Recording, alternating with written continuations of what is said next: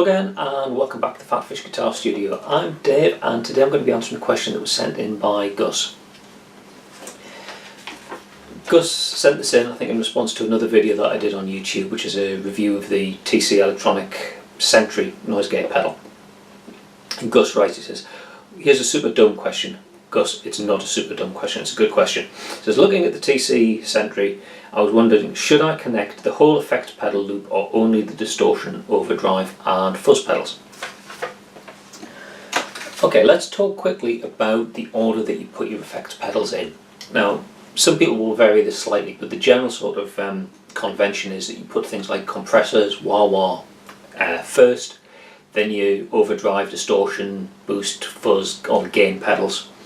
Then you go into the amp, and then on the effects loop you have things like your modulation pedals, chorus, phaser, flanger, delay, reverb if you're using a reverb pedal in the loop, and then you go back in on the effects loop return into the power rack.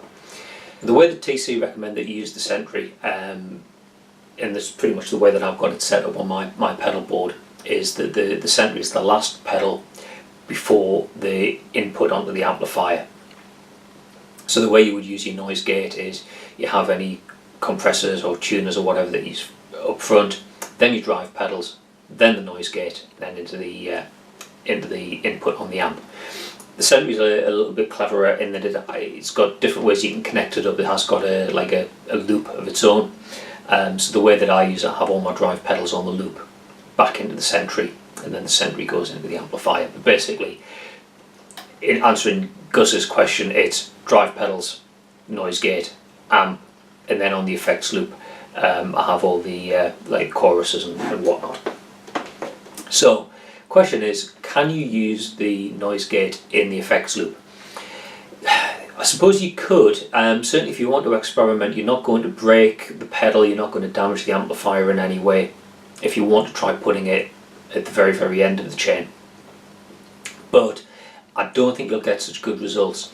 It's much better to clean up the noise before you go into the amplifier and then have a noise-free signal through the rest of the signal chain. Given the way that some of the pedals that you could have in your effects loop, the way that they work, they're quite time-based, and I think that you'll have issues with like delayed signal and so on, opening and closing the gate. I just don't think it'll work quite so well. If you've got this you set up right, then you should be removing all of the signal, the noise from your signal before it goes into the amplifier, so what goes through the effects loop itself should be fairly noise free. If for some reason it's not, this is where I think you should start looking for what are the other causes of noise. And certainly I went for a long time without using a noise gate pedal. It was only when I got this guitar, which is the American Standard Strat from Fender. I never really had so much problem with the Mexican Strat, which has got ceramic pickups, but this guitar's got Alnico pickups, a slightly lower output, and I found when I was running at a high-ish gain with this guitar, I was getting all of the telltale signs of a single coil pickup, putting some hum into the signal, and I needed to clean that up. Before that though, any noise that I had in my signal chain, I always try to eliminate it by other means rather than introducing a pedal. So if you have got noise in the signal chain and something that's happening in the effects loop, really I'd advise you to start looking at what's the cause, rather than keeping the symptom and then trying to put a cure onto it with a noise gate. So the sort of things that could give you noise in the signal chain, you know, bad patch cables, you know, if you've got a loose connection, something like that. Even a pedal that's getting a little bit dodgy, you might want to, you know, do a little bit of process of elimination, taking pedals out of the chain completely, and seeing if that you can find a pedal that's causing noise. Power supply can be a big issue.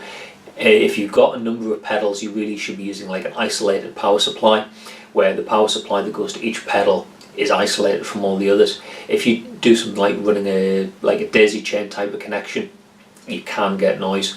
It's not a given. I mean, I ran a daisy chain cable for a little while without any issues, but certainly some pedals don't like being used in like a power chain with other pedals, and using an isolated power supply gets you around that sort of issue, because each pedal has its own kind of clean power source. And something else you might want to think about is what voltage are you actually running your pedals at.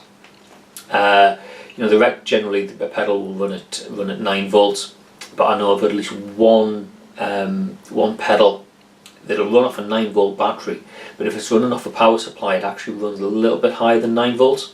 And if you run it on a standard 9 volt power supply, it can get a little bit noisy. So have a look at the label on the back of the pedal or whatever, if you're using a mains adapter, to check exactly what sort of voltage the pedal's expecting, because if you're not using exactly what the pedal wants, you might get noise.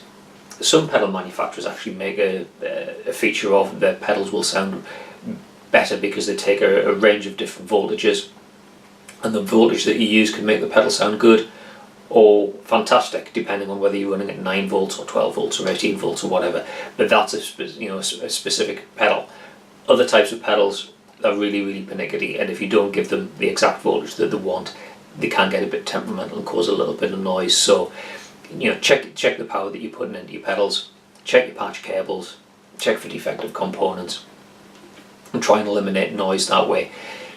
Like I say, you could experiment and try putting a noise gate into the effects loop, but I don't think it's going to be quite the answer that you're looking for.